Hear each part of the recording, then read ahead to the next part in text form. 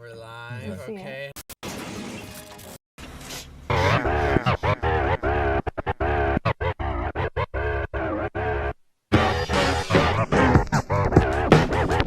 Hello, everybody. Thank you. Welcome to Same Shit, Different Day. Marching into Madness podcast. We got Bailey here, and we got a Raza here. A Raza. One Raza, and then we also have a wine mom to keep us under control. Hi. Hence the mom. Hello. So we were unprepared and did not do a topic list like we should have. And our wine mom will duly chastise us. I mean, I was waiting. I could have yelled at you guys ahead of time, but I was like, Raza told me last time, don't worry, I'm going to do it. And I said, okay, I trust. Yeah, that's on me. That's on me. It's okay. It's okay.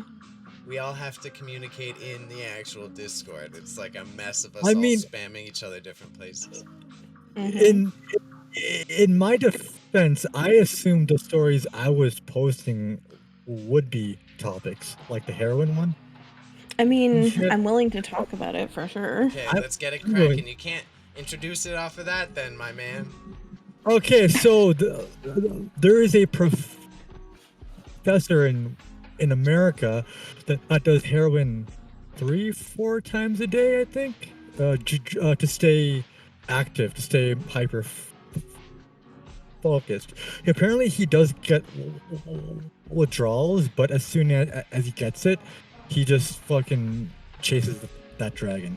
So I don't know, and he's a dad, so I don't know what sort of effect this has on his teaching. Apparently there's been no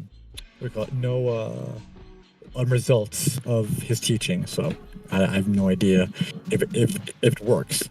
So, like, has he done it as a study? Is it like a study, or is he just here? It's a little bit of a both. It's a study and it's the thing he normally does, and I think he wrote a book too on it, on how it helps him, how it helps his research and shit like that, but without realizing that hundreds of people die from heroin overdoses every year in America. So I don't know if he's telling the truth or not. That's where I'm conflicted in. So you think he would, just to like maintain an addiction, fabricate like this entire academic stance that it benefits him? I feel like I don't think so. I don't think so. I don't That sounds hefty. think so either. But like it sounds like something too like why? You know what I mean? Like why would he need to do that? I think he had an ulterior motive. I think there's a reason in the article, because I when I was reading the article, he's pushing for decriminalization. Yeah, that's the thing. Yeah. But decriminalization of like, I think decriminalization is great, but of like not of like heavy ones like heroin and stuff like that. But then that sort of begs the question of where do we draw the line? Yeah, because he's like a radical. Yeah. That's how I knew about him, was because of that. Because he's like a radical. Yeah. He believes that it all should be decriminalized. Right? So that's the part that's up for interpretation, because then someone like him who's like a psychonaut and believes it helps me, it makes me better, then like what category, who are you to decide that the poppy seed drug belongs in the bad category? Exactly, yeah. It's like I can't give you a definite answer. It's extremely gray and shit. So it's just like people. It depends on who you ask. I think heroin shouldn't be decriminalized, but I think a lot of other drugs should be. But that's just me. Well, the problem with decriminalization, like, doesn't that mean that even the people who are selling it, which are the people that are holding it, essentially, it would be decriminalized for them as well? still illegal, but you know, Yeah. like they would face less punishment for it. So Yeah, and it's like, it's like it comes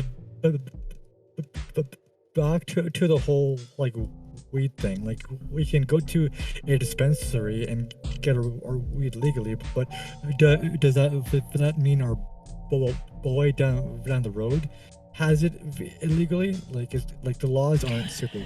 well, with weed, it's that's not the way that it is here, because there's multiple stores that sell things to grow it and teach you how to grow it, and it's become more of like a commodity. It's like a fun, like a hobbyist thing to do in Toronto now, whereas manufacturing and selling meth, I don't believe would become a hobby. It would be for financial gain. Yes. But Yes. like, okay, I've been personally affected by drugs, not heroin specifically, but fentanyl specifically has affected someone in my personal life that I know Yeah. had taken their life. So for me, the idea of like allowing these drugs to be like a fun recreational thing is actually like a crockload of bullshit. It's not a fun Yeah. thing agree to with do because you're like, oh, I want to try these drugs and like have a good time, and like it's helping me like think harder and work better. And it's like, maybe that does that for you, but you have to think about the people who don't understand the ramifications, the long-term effects of doing things like Yeah. that, and like what addiction can actually do to you in the long term. And like, as a teacher, I think he holds a lot more responsibility than he's Yeah. willing to accept by just like haphazardly putting out a book with like some bullshit that he just said. No, not even just a teacher, like being a parent himself. Like, Right. just imagine like this the message like he's giving his kids of like, yeah, once they get of age, they're gonna see their dad be like he did heroin to teach, and they're gonna be like, yeah, that's normal. I'm gonna do it too, and stuff. And maybe his kids may react to this thing completely different than he expects them to. Right. Well, and you think about it like, sorry, go ahead. Well, it's like that. I kind of like get where you're coming from, but it's such a like subjective point, because you'll always get talked in circles. No matter what, you're gonna find the alcoholic who's also gonna be telling his kid it's okay to have fucking 6 bottles of beer at night. You know what I mean? Yeah, like 100%. Like I'm coming from a place of like from my experiences. So like I don't know what his kids' minds are, or like if they'll ever be at that point. Right. I think it's also about the fact that like, how can he, like, from his point of view, how can he sit there and say that, oh, I do like small amounts of heroin, and he said also like MDMA, sorry, and like LSD, I think, were also referenced in the article. So it's like he's saying that those are things that he uses to like function, which I'm sorry, that's a sign of addiction. If you're using a substance to function, you're addicted. It's not that you're using it as a tool, it's an addiction. How can you justify that it's okay to do that and then teach an entire class of students, but if a teacher showed up to school drunk or high, it wouldn't be allowed? So it's like him trying to justify that, it's unjustifiable. Yeah, and that's the whole thing. Like when I was reading this, I think he's just using, like, I could be naive in this, but I think he's using his job and whatnot to justify his addiction and stuff. Like, yeah, I need it to stay on top of things, when he's not acknowledging the actual issue, and that's like he's addicted to it. He needs it to properly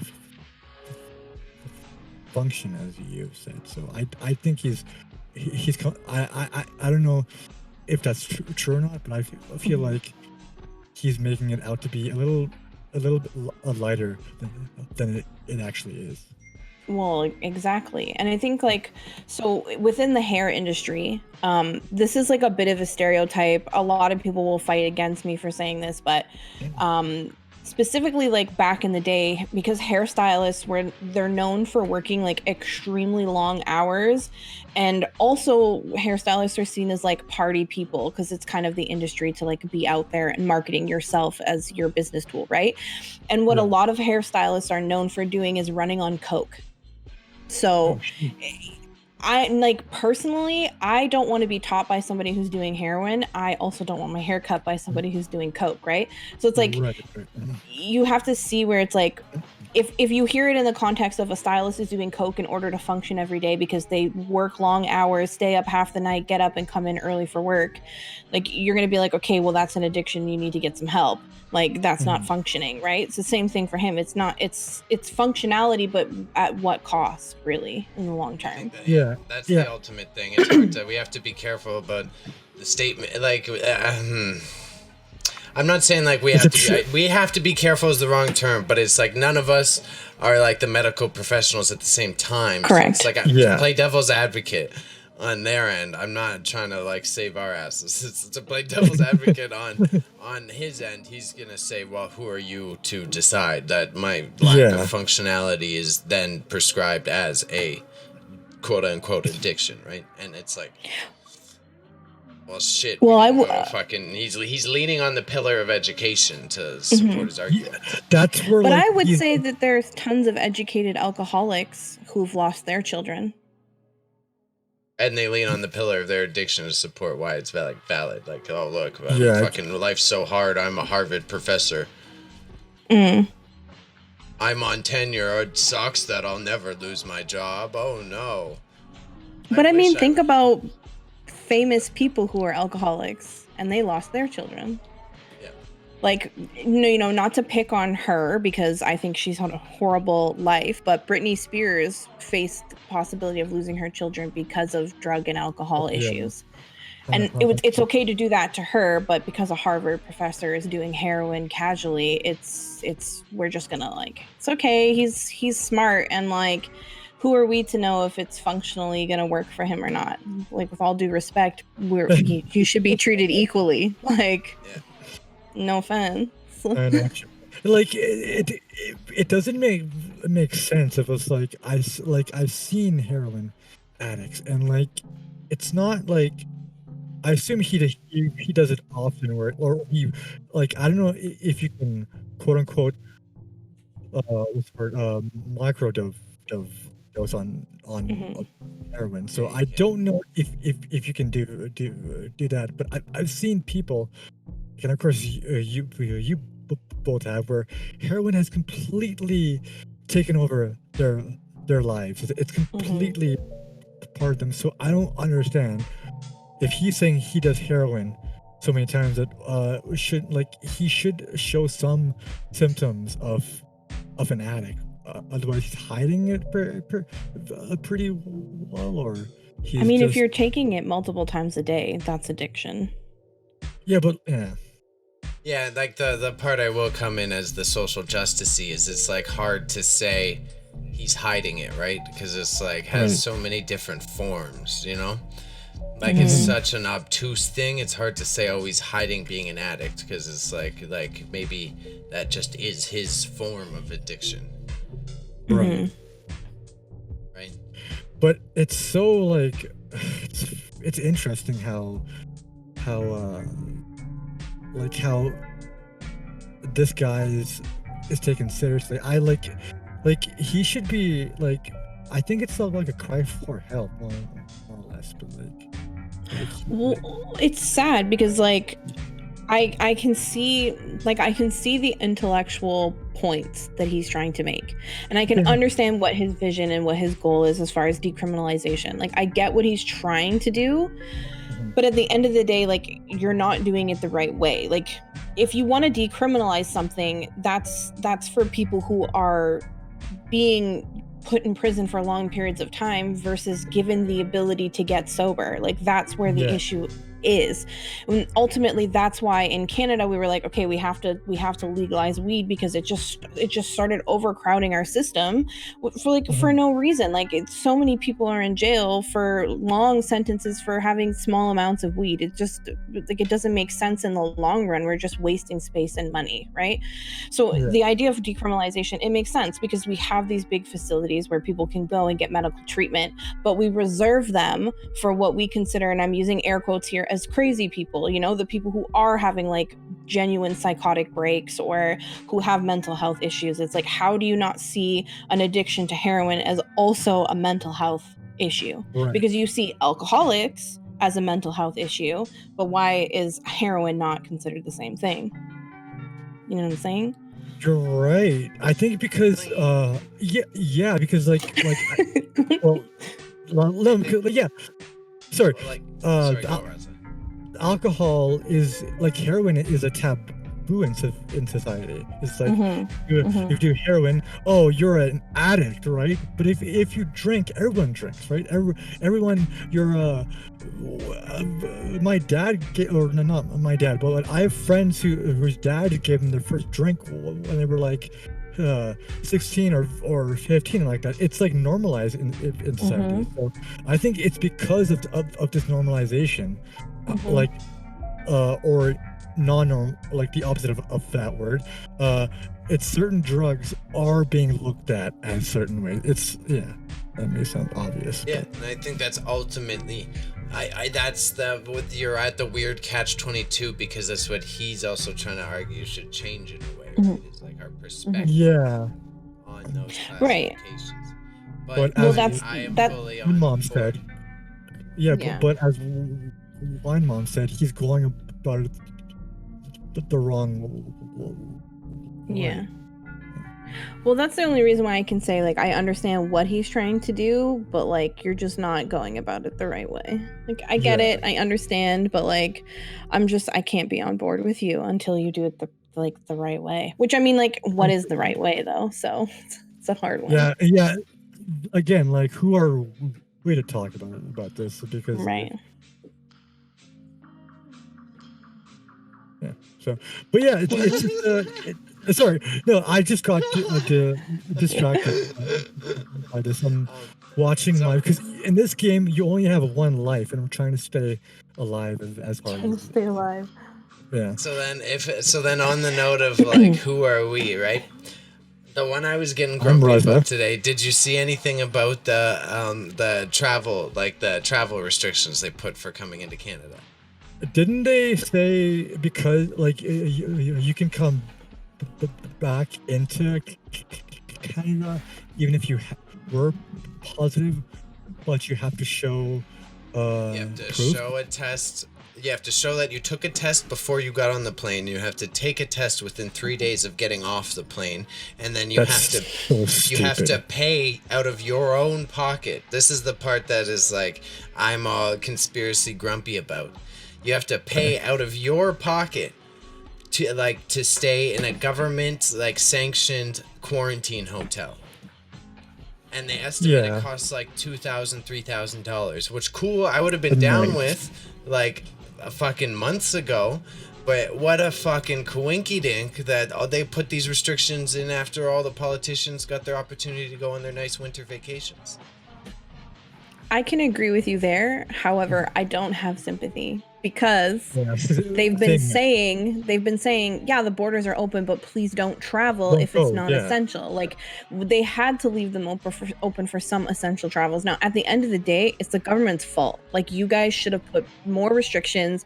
You should have done that from the beginning. Like, I don't know why you guys have no problem shitting on everything else in the world, but you don't want to put down hard restrictions on travel because God forbid you stop people from fucking spreading a virus. But the annoying part about it is that, like, personally, I know lots of people who have been traveling, and it's like, if you can afford to go knowing that you have to pay for a COVID test when you leave, pay for a COVID test when you get there, and then pay for a COVID test when you get here, like, you're kind of ready for that possibility of what it costs. And I've had this argument with a couple different people, and at the end of the day, I'm hard on no travel. Just like, don't do it. Like, it's not the time. Yeah, Team no travel. Yeah, I'm But down with I that. understand. I'm Yeah. just grumpy about the politics part. I'm fully And, like, fucking Well, with at the no, same I time, think that they should all be held responsible for it, 100%. Jesus Christ. All right. So I guess I'm still team no travel, I guess. Okay, but my point is this. Okay? So in America, right, they had some politicians doing travel, and then Trump had been traveling all over the fucking place, doing whatever the fucking whatever bullshit he does. Okay? And then because I had this argument with a family member, and this is why like I have my opinion, right? It was okay to go after the politicians that were traveling. They were like, yeah, we should go after this person and that person. And I remember this person I was arguing was specifically talking about Trudeau doing some traveling or something over the COVID. And so I had brought up the point. I was like, well, Trump has been doing literally the same thing. He's been fucking around. Should we go after him? And the response was, well, he's the president of the United States. I'm like, I don't fucking care. Like he's the number one person. Like he should be setting the number one example. Don't do it. Like, I think we should go back. If you're going to enact a new policy, like to agree with Bailey, your point here is like why you're so butthurt about it is like, if you're going to enact a new policy, then all those people that got off on the policy, like, sorry, your day's here. You're going to go to court just like everybody else. $2,000, like pay into the system. The system. Like, I think that that money that Bailey was talking about earlier, like, acts as an incentive to not travel, to say, hey, if you do this, here are the costs that come with traveling.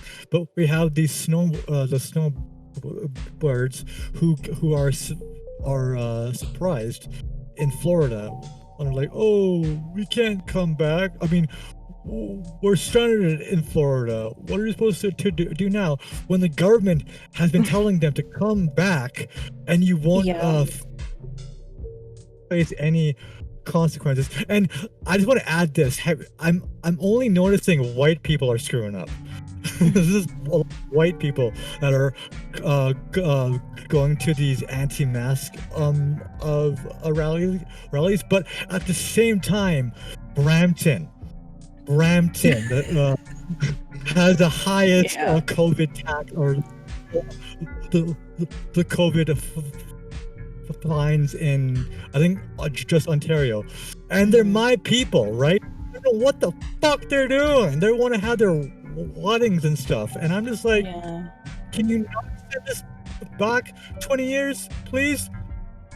I just think in the beginning they really dropped the ball. There should have been a lot more rules. And, you know, specifically one of my friends who works at a downtown salon, at that time when it was still like, when they sent us back, so they had put us in lockdown and then they sent the people back, basically opened everything up. And this was just before Christmas when they shut it back down again.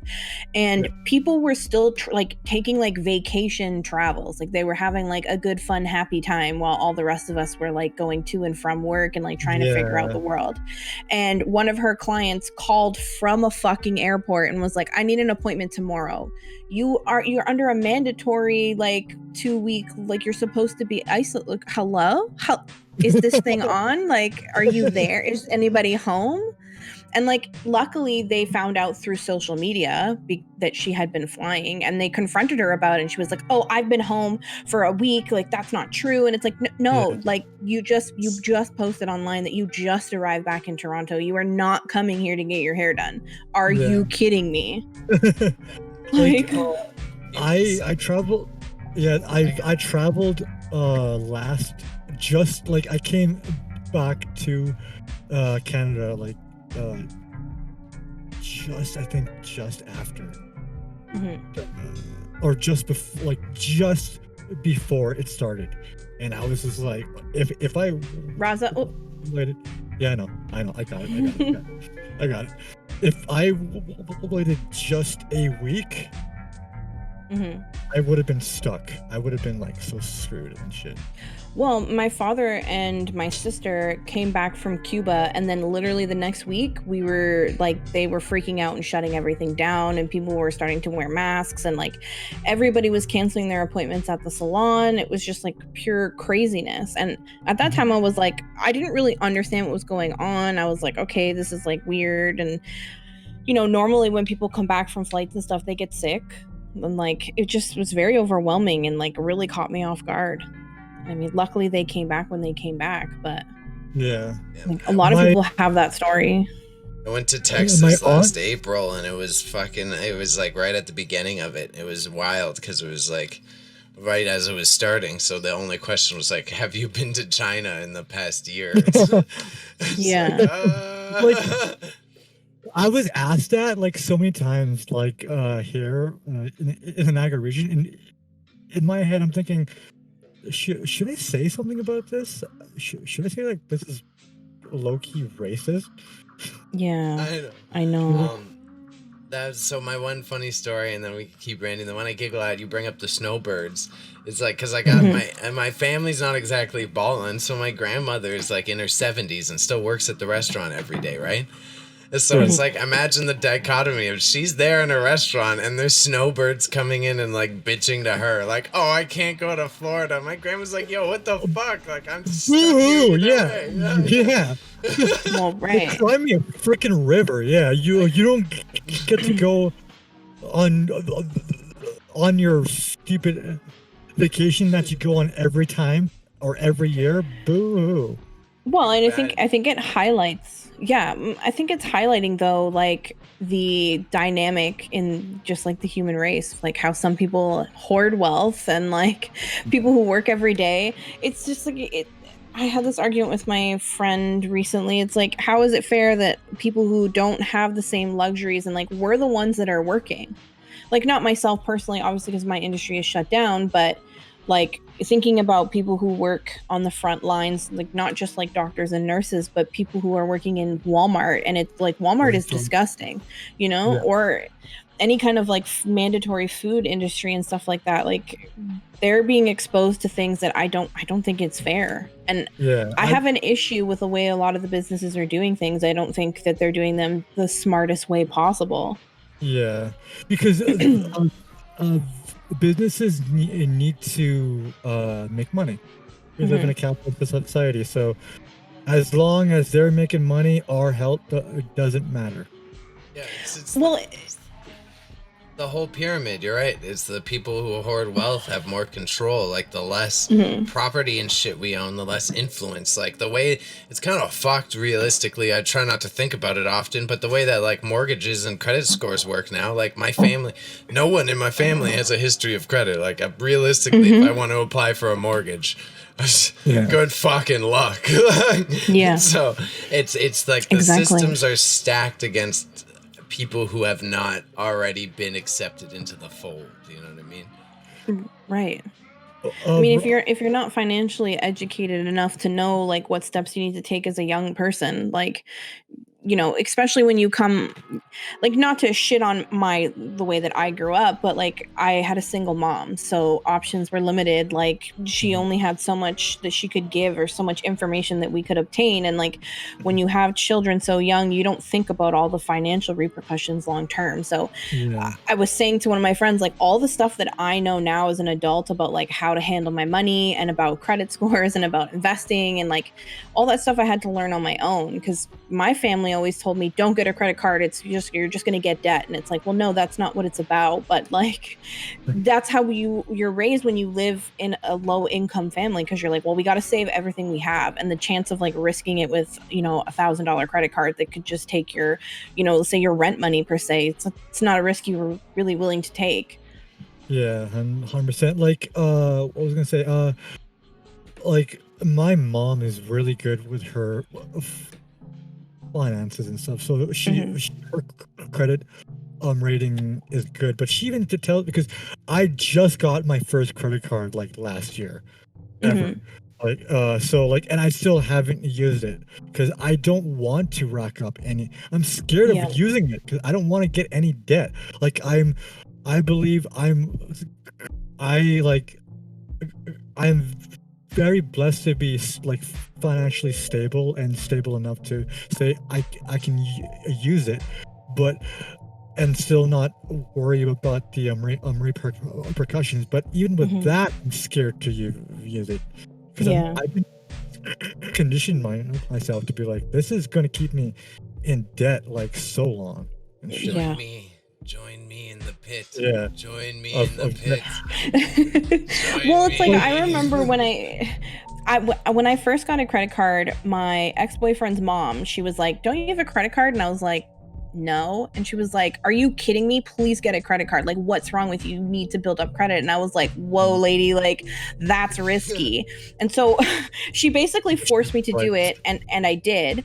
And then I still even spent like years after getting that credit card. I got it like when I was in high school, and then I had spent years arguing with my ex about the limit on the card. He was like, "It's not enough. You got to pump it up. You got to use the credit card. You got to get you got to start putting money on it. That's how you build stuff." And I'm like, okay, well, when you're yelling at me, don't tell me what to do. Also, too, like I'm not that risky. I'm fine with a $300 limit. Like I don't need more. I mean, obviously it's changed now because I'm an adult and I have to spend higher adult amounts of money. But at that time, I was like, 300 is my limit. I don't need $1,000 credit card. Forget it, pal.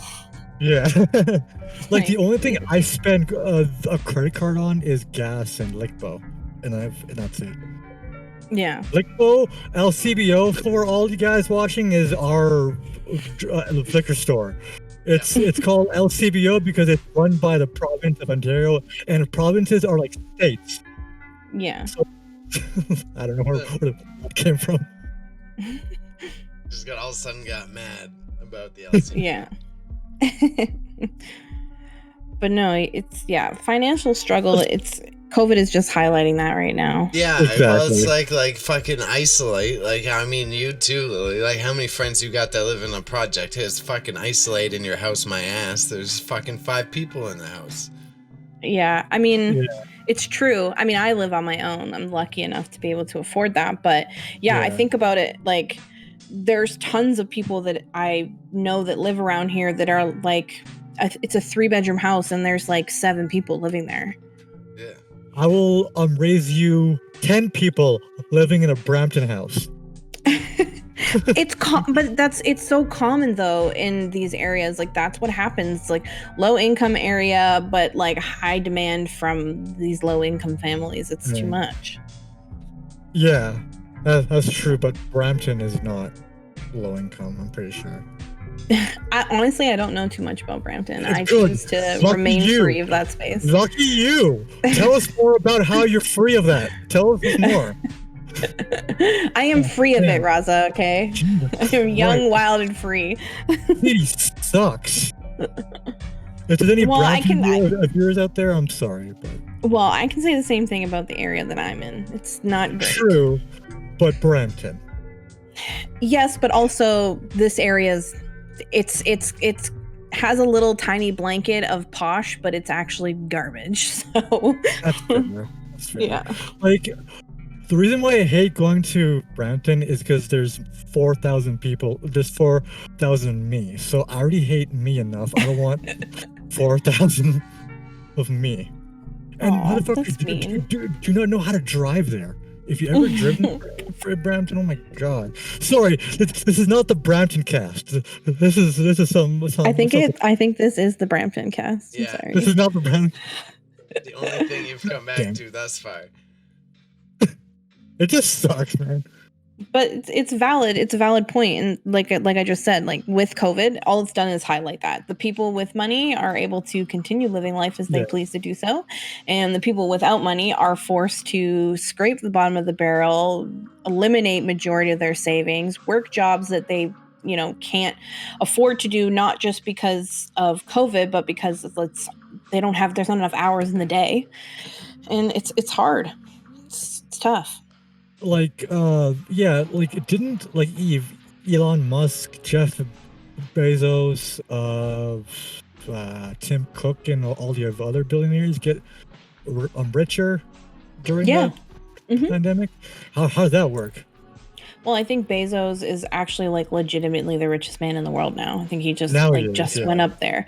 He just Yeah. beat. I think it was Elon that he just surpassed. Was it? Yeah, I don't know. yeah. But No, yeah. it's a normal thing now. Where just billionaires just race each other now. That's where the society has gone to. So that's fucking great. I mean, like my biggest issue, and I've had this like issue my whole life, is people who are living luxuriously when it's unnecessary. You know, like if you're a single person, why do you need a multi-billion-dollar home just to be like, I have a multi-billion-dollar home? Get a nice small home. You can still get $1 million home. Get a nice home and hire some security. Like, just come on. No one should have that amount of. So then here's the Mr. Communist over here. Like, I'm ready for this. It's for both of you then. Both of you then. I'm not a socialist. The thing is, so whatever. Same shit. I don't think so, but how do you who decides? How do we set a scale? How do we say like $200,000 a year is enough? Who decides? Well, that's the thing. If you're trying to convince a conservative Karen, what would you tell them? Well, for me, it's not about like capping out what you can maximum income. That's like that. Of course, that would be ideal. But I mean, like if you're smart enough to make the money, then you make the money. I get it. I respect it. My main issue is about the what they call like the trickle down effect. It's like these people make this money and then they proceed to sit on it.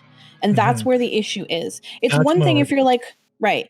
It's one thing if you're like, I have all this money and I'm going to give back to the community. Like for myself personally, I just said this with one of my friends recently. I wish that I made more money or I had more money so that I could take care of the people in my life that are struggling. That's more of a concern to me. And it's like, if you're the fact that like, there's people out there who have enough money that they could possibly cure homelessness or world hunger, and like you have that you're sitting on that kind of money, like ew, like it's just you're just sitting on it. My whole thing is just like the rich there should be no millionaires and billionaires shouldn't exist. Like you're holding on to that money when you're not answering my Karen question though. How do you we get that they shouldn't exist, but how do you decide $1 million is too much? Where's your council of Karens? You know what I'm saying? That depends. It's a tricky question though. Well, that's why I'm not saying there should be a cap. I don't think that it should be that there's a cap, but I think that there should be some sort of like a mandatory put back into your system. You know what I mean? Like of course we have taxes which are supposed to do that, but like we all know it doesn't do that. It just goes towards more bullshit.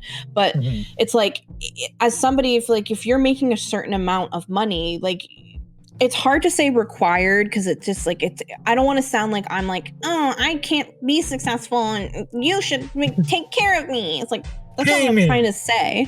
Right. But that's not what I'm trying to say. But what I'm saying is like if you're cornering a market and there's no room for anybody else to come in that market and you're making billions of dollars, start investing in things that are important. And I'm not saying like, oh, if you don't believe I mean, this is like a super, like, I don't agree, but whatever. Just, if you don't agree, I'm trying to like say this without saying it mean. Let's say if you're a billionaire and you don't agree that the homelessness crisis is your concern, fine.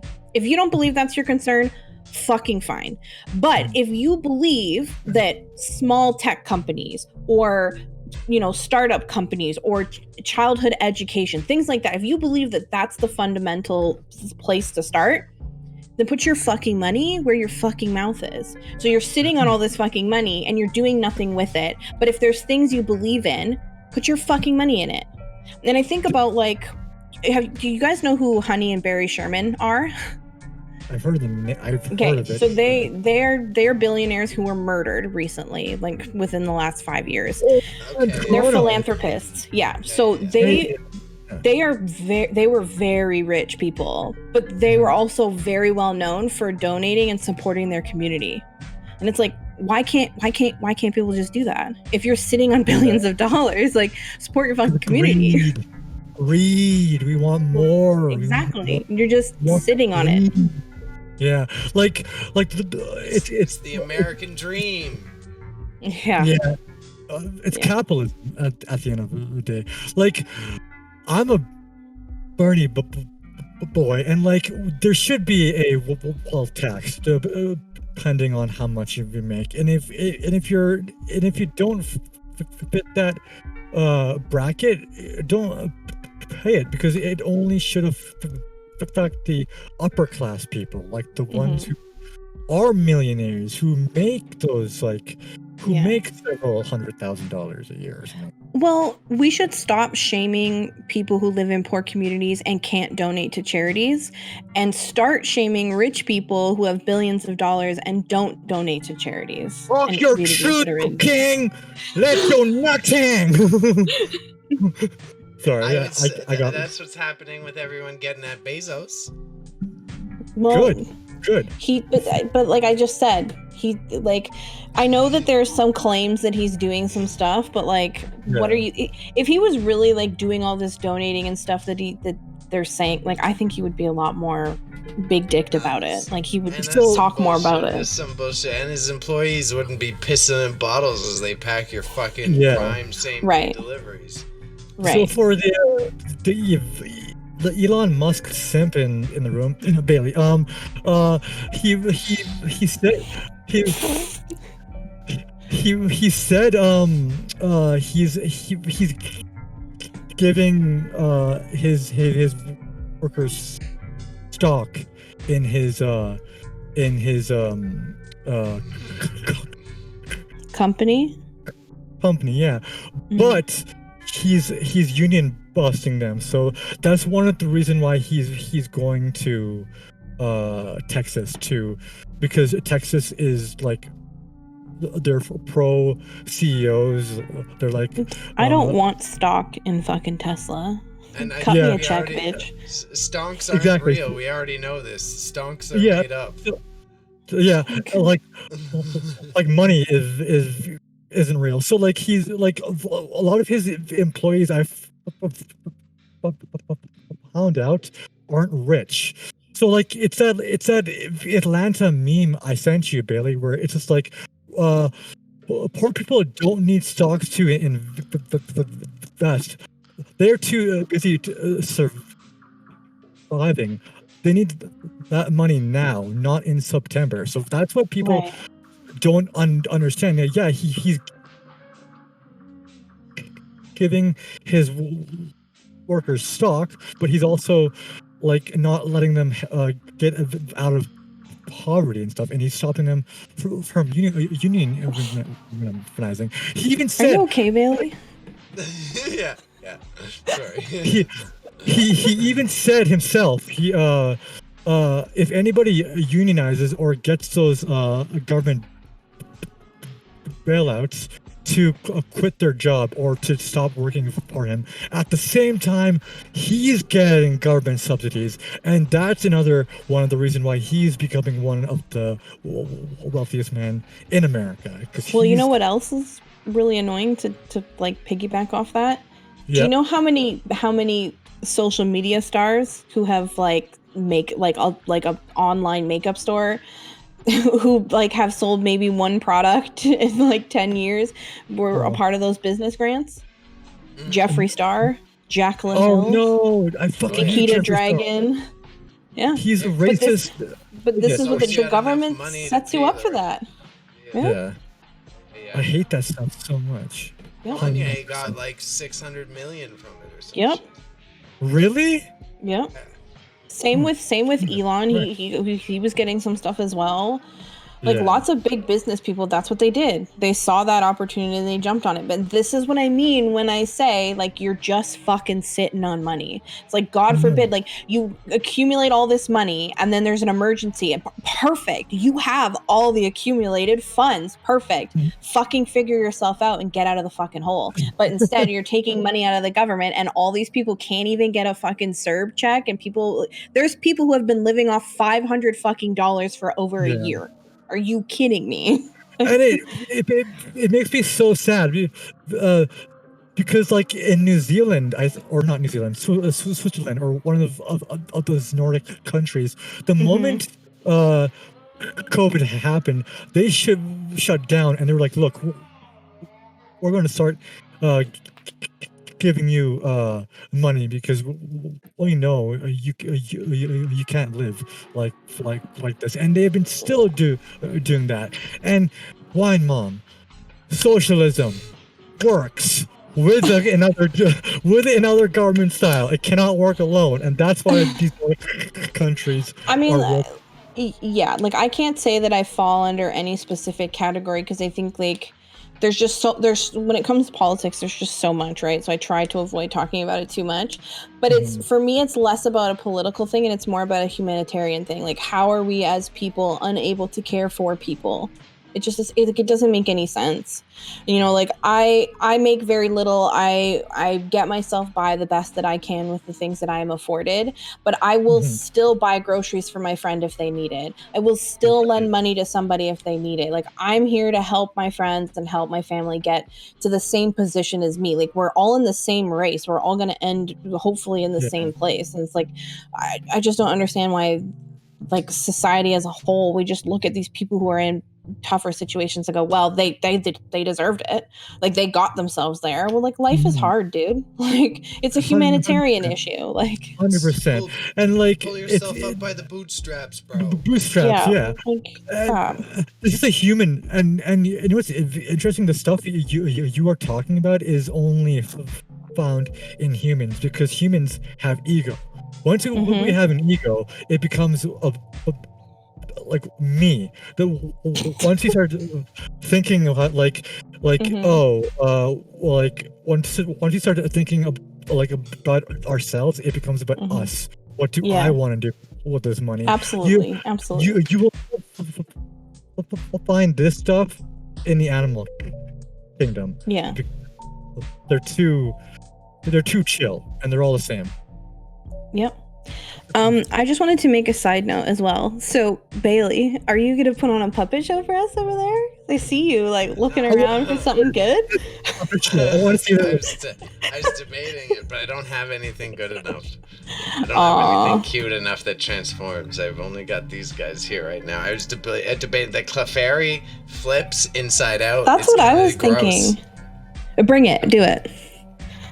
Gross. It's kind of so look, see, it's like the normal one. It's like a Clefairy here, right? Cute, love it. And then you unzip its fucking behind and invert the thing, so you just shove it into itself. Perfect. It turns into the bigger boy, and Raza doesn't care. Oh, sorry, That's cute though. My ass handed to me. It's cute. I like it. The little wings. Adorable, Bailey, and I'm totally looking at it. It's like a mild intermission of like happiness. Oh, a poop. Perfect. Poop jokes. It's a great level to be on today. My cousin in Pakistan, he has like a poop prank toy that looks like poop, and he always puts it behind me, saying, "Raza, well, why'd you shit on the floor?" Well, I'm just like, I'm not doing that.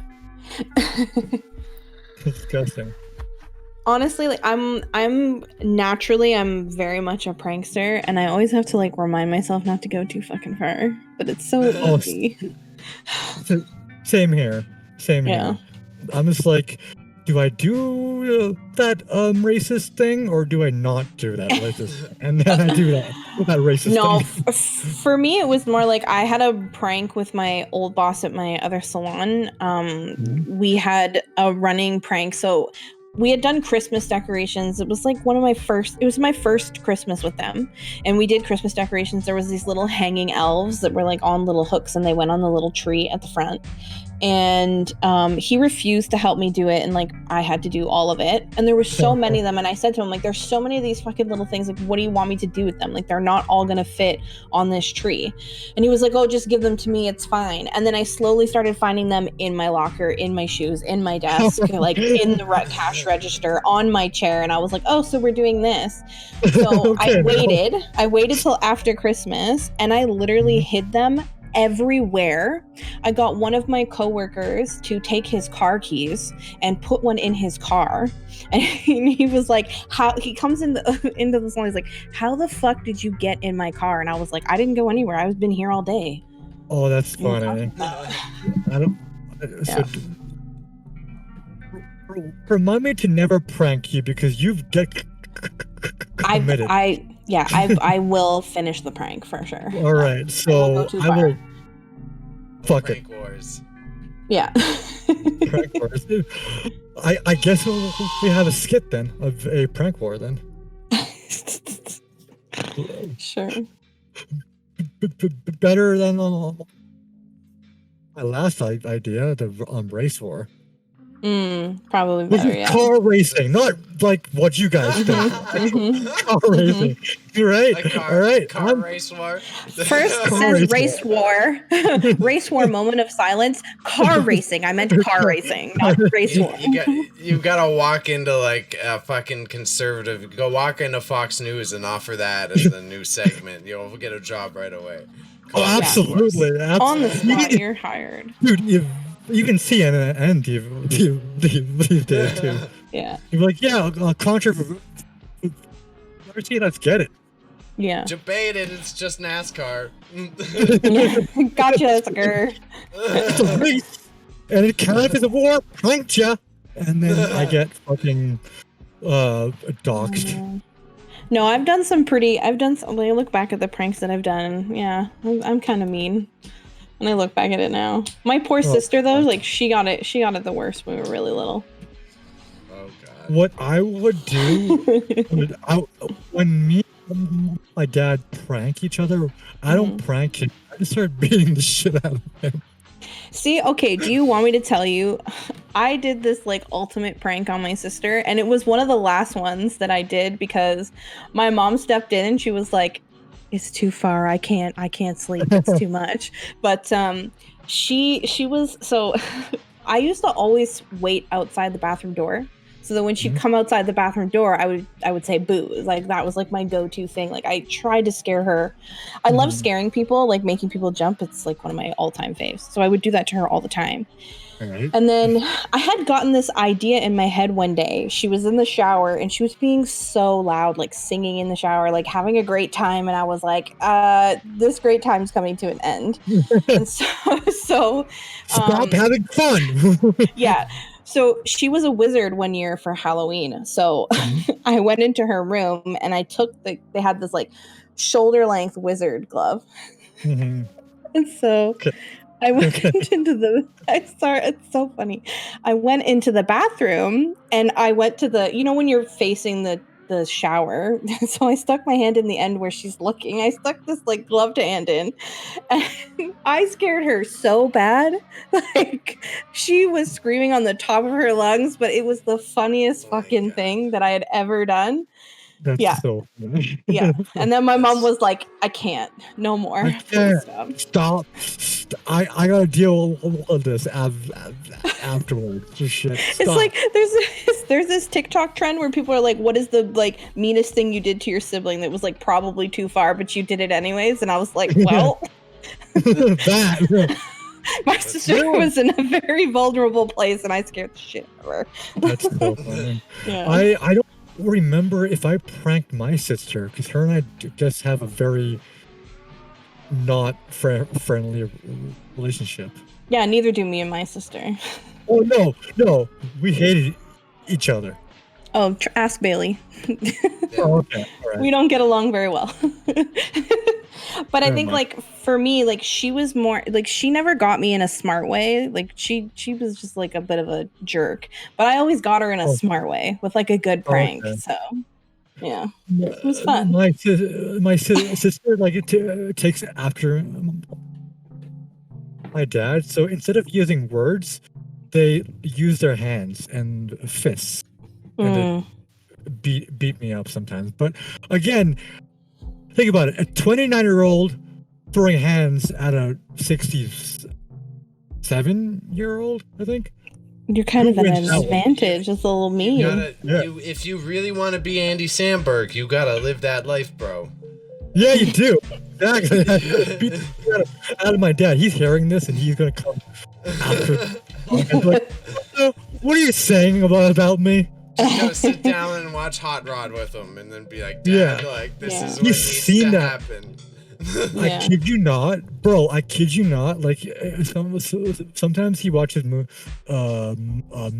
on his tablet. I kid you not.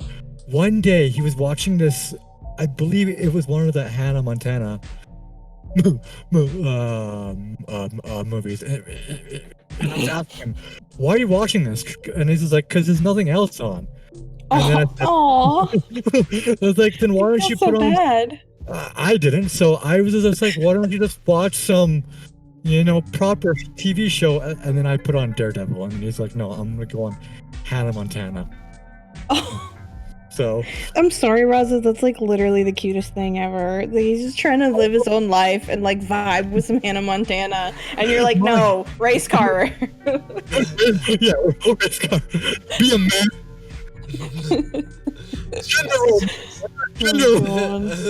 Gender roles. We're not allowed to watch Hannah Montana. Yes.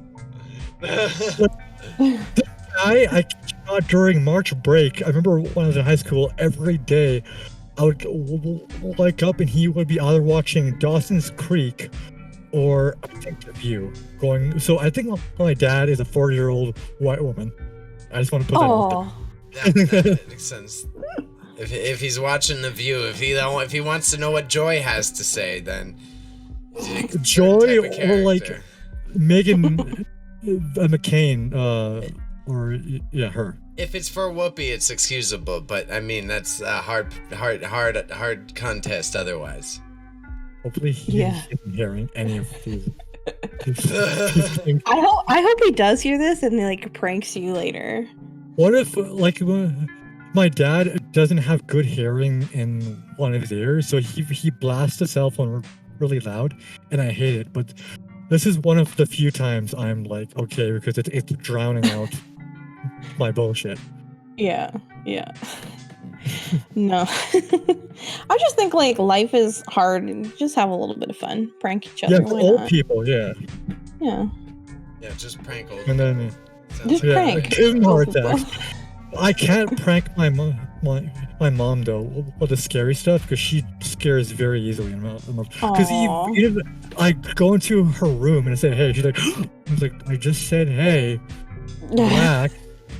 Jesus Christ. She's like, yeah, I scare her really easily. Yeah, I don't really know these experiences at all. Like, I'm Mr. Only Child. Yeah. I never had any of this. It's okay. I'll start pranking you then. No problem. Me I'll bring too. you in the loop. Me too. Except it'll be worse. Shouldn't have said anything. Too late. Oh, fuck me. Just don't tell me where you park your car. And then don't. I know his the Twitter account. Okay, sick. So I can just start yelling obscenities at.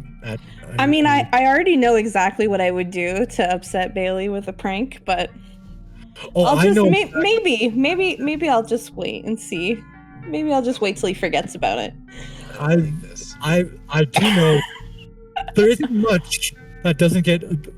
Actually, Bailey has a pretty thick skin, but when you get to those, like, when you get under it, that skin becomes like paper. I think with Bailey, the thing is inconvenience. That's the issue. That is specifically is the issue. Anything that's going to make my life take longer than I've already predetermined it's going to take is going to be an issue. And I think that's hard to say for all of us. Listen, I went to go meet Bailey downtown once to go play pool, and I got very big trouble for getting lost because he was like, how can you not figure it out? You have a phone in your pocket. What's wrong with you? I told you where to go. And I was like, you know what? I'm just going to get there when I get there. Like, see ya when I get there. We've got a magical map in our pocket. We got a magic map. Like, I mean, but you also know downtown like it's your life. I go downtown and I'm like, I have no idea where I am, but I'm here somewhere. we're in an era where you can like hold your phone in front of you. It's got a little arrow that like says you're facing this way. Now imagine walking late at night and you're like, I'm trying to get to this bar where the pool hall is, and he's like, you're dumb. You're like, okay. Remember when Bailey at here in the Niagara region when he invited us all out, and I pre-drank, so I was drunk going there. So I kid you not, I was going like this, looking at my phone. I was like, what is he saying to me? And like, so because I lived above the bar, and you couldn't put together that the door beside the bar was the door to my apartment. Yeah, and I'm seeing two texts at once, and I'm just like, these words don't mean anything to Well, that's like when Bailey starts telling me like north, south, and this road. I'm just like, dude, like just talk to me like I'm a fucking toddler, because I don't know what you're saying. Like I hear you. But to be like in Bailey's defense, though, there's been numerous times where we're supposed to meet somewhere, and he has to meet me halfway because he's like, she's fucking lost. I'm just gonna start heading in the direction I think she is. Actually, that's happened to me a couple times. But even to this day, when he's like, I don't get the Toronto slang as much as he does. So when he's talking to me in full-fledged, like full Toronto mans, I'm just like, what? I only know 25% of what you said, because I literally have to go on 6buzz or the other Toronto pages to try to look for people who are talking in his tone. So that's what he means. And then I assume that's what he's talking about. Like, okay. I mean, I live here, and even sometimes I'm like, what is he talking about? Oh my God. I love it though. No offense, like, love you, but sometimes, dude, I'm like, maybe I'm just like not as like hood as I appeared to be. Like maybe I'm not a Toronto. Like I think it's a little bit of both. I think it's a little bit of slang, and then I'm just on the internet too much. Yeah, like I'm slowly, like, whenever me and Bailey talk in a Toronto man's, I'm slowly learning it. He's like, I'm to hold up, but like in the past, I'm just like, huh? Like, it took me a minute to realize that man's like it means something different than what I was saying it, because I thought man's means an other person, but then I realized, oh, man's means me. So it's like, oh, so I sort of. But it also depends context, because sometimes Bailey says mans and he's referring to his singular personal self, and I'm like, who are the mans? Just the single man? Okay. Are there other people that I don't know about? Like, that's so funny. Yeah, it's just like so, and then like I'm trying my best to like do the Toronto lingo, but then I sound whiter than him. Bailey has to cheat to make me sound white, by the way, and I give him props. A white man has made me sound whiter than him, and all of my friends think he's black. You see a picture of him, like there's a ginger with like long hair and whatnot. It's like, oh, is he in? Does he play hockey or something? Like, no, he just he looks that way. Fuck you. I'm sorry, you've broken me. Okay, how long can Bailey be the butt of the joke? Sorry, yeah. The whole time. I took it humbly. I did it okay. I'm blushing a bit, but I took it. Like, it's just but I say this with like this guy has taught me like almost everything I need to do so far, and the patience is just like I'm a saint, but at the same time, if he can stop being the Toronto man for like 3 seconds, that'd be great. That'd be great. And so, like, there's all like when he like stop, he's just like, yeah, seen. I'm gonna.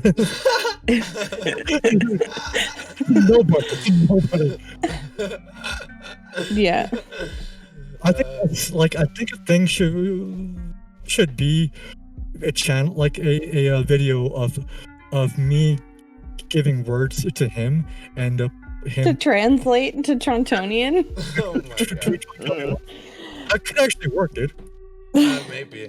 I like the skit of someone waking up speaking it. It makes me think of those fucking Eminem skits I've been seeing so much of like Eminem does this. I've been dying at those. What's his name? Little Windex? He's killing it on those. I was dying. I think you sent me one. I think I sent you one. It's just fucking hilarious. It's like he gets like further and he progresses to the point that he's like psychotic about it. Like his girlfriend's trying to talk to him and he's like in his head just rapping, unable to like stop. It's fucking fantastic.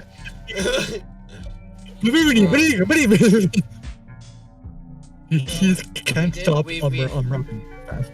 How long do you folks want to go on a weekly basis? Because it's been an hour and 10 minutes. Okay, so then we're gonna pretend to wrap this up. Thank you, everybody. This is like cool. Raza wants to clap like we're actually filming, but we're not. Same shit, different day. And when this is not a test, then this is our hangout time. Okay. This is hangout time.